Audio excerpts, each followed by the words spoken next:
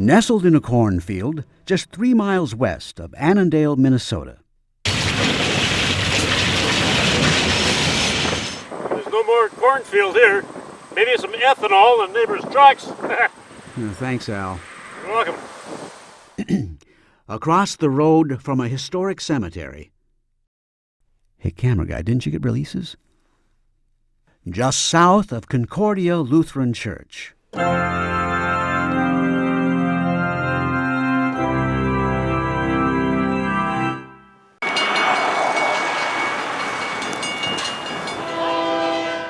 And north of the Sioux Line Railroad tracks. That's the Canadian Pacific. I don't know, one day it's a different engine pulling the train. They painted over the Sioux name on the cross of my Lake John. You can put your arm down, Linda. Note to self. No cornfield, no Sioux Line. We'll get these edits later. Park it. And join us inside before the weather turns. That's a Canadian front moving in. Now, for crying out loud, easy with the hairdryer.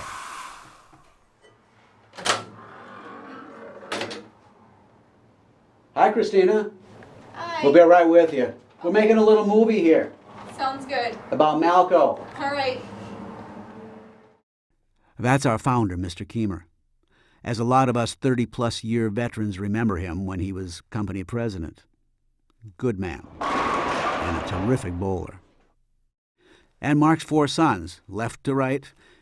An Eagle Scout, just like Dad, Dave Keemer, was sales manager for many years. VP and director titles came later. Mr. Conviviality may require some editing. Kevin is sitting down front making Brother Dave behind him feel tall. Kevin is a techie and was the lone engineer 35 or so years ago. He revved up his dad's power wheelchair for bowling purposes at the Sun City Lanes. Paul is CEO. Neckties are pretty foreign to him. He also raises guide dogs, sometimes in his office when it's puppy time. Jerry's looking meticulous, as always. Sold his company shares to kickstart our ESOP when he retired. He was president from 78 to 96. We'll get a production critique from him later, no doubt. Hey, camera guy. Looks like someone set up a display here just for us. It's an old catalog sheet.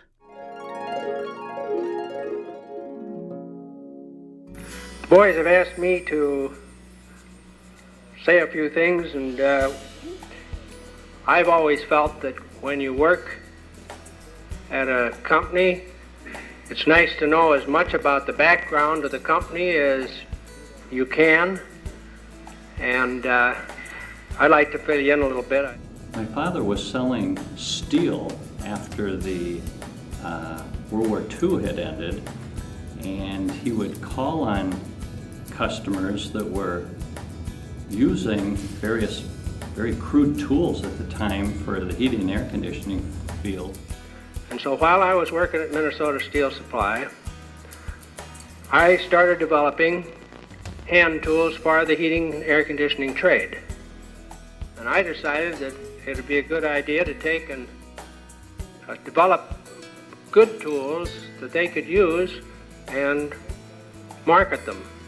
So the tools I was making, a lot of them were for a man to take right out on the job and do certain work on the job itself. I think the first one that I really put a lot of time in on was a hand folding tool. He saw the need for these small things like your seamers and your notchers and those are just like tweak tools to get the thing fit up on the job site. He'd just bring the tools with him, show them to the guys who were, doing the work and needed to use the tools out on the job site. And when they wouldn't give them back, he knew he had a good tool. The first tool we had was the crimper, and he used that to shrink the ductwork so they could fit together. Crimp, crimp, crimp, crimp, crimp around the metal, put them together, they fit. Dad always tried to improve products, and the compound leverage on the tools was one thing he was proud of. 7-to-1 ratio. of handle. The outside moves a lot and the jaws move a little bit. And everybody liked the fact that they had the color-coded grips, and even having just kind of coated grips, which were pieces of actual garden hose back then, were cut up and inserted onto tools. That was a cushioning and an insulation for cold and for heat that other tools weren't providing much at the time. And John, who ran Minnesota Steel, forbade him from telling anyone what he was doing. I said, what if I get somebody to front for me and nobody else knows I have anything to do with it? Well, he says, if you think you can do it, go ahead. So I got a fellow by the name of Al Katzenmeyer to front for me. Yeah, but Dad did all the main getting them made and taken to the platers and the heat treaters. That's where those station wagons got just totaled. And then we had to decide on what kind of a name we were going to come up with. I wanted something short, something was easy to say, and we put Mark and Al together and made it Malco. So if you wondered where the name came from, that's it. Malco actually started in a garage. No, it was Al Katzenmeyer's house. Quickly outgrew that, and my father decided that this was definitely something that was going to need full-time attention, so he decided to shift it from the garage into our basement of our home in South Minneapolis, which wasn't a gigantic-sized house or anything. This is where it comes to having a wonderful partner. The partner I'm talking about now is Dorothy Keemer.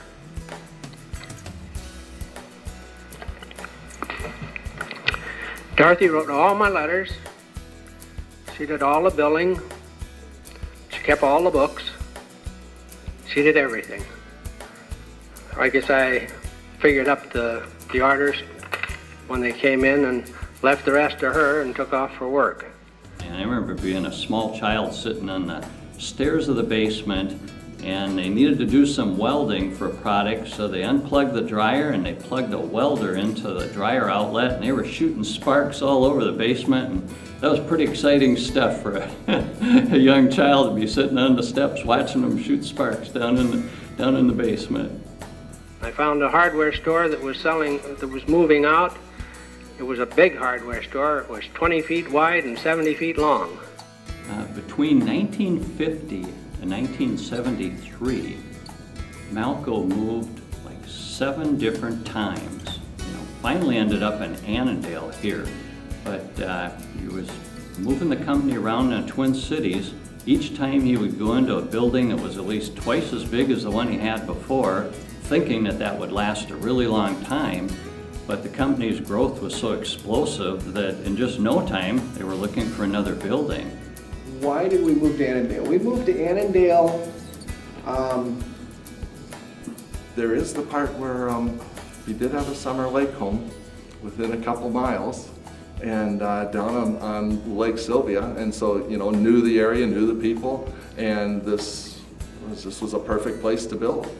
He had a lake place up here, and so he had gotten to know the people in the area around here, and he liked their work ethic.